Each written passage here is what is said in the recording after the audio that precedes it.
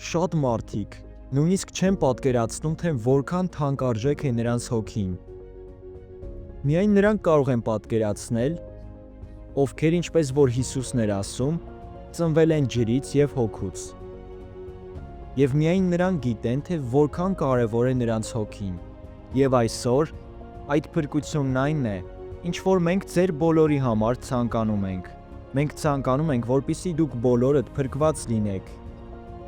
Բայց մենք չենք կարող ձեզ ճնշել։ Չենք կարող այդ փրկությունը ուժով փոխանցել։ Հենց ինքը Աստված չի ստիպում, որպեսզի մարդն ընտրի այդ փրկությունը։ Աստված չի ստիպելու, որպեսզի ընդունեք նրան։ Դա ձեր յուրաքանչյուրի մասն է։ Դուք հասկանում եք, թե ինչի մասին եմ ես խոսում։ Աստծուն ընդունելն անձնական որոշում է։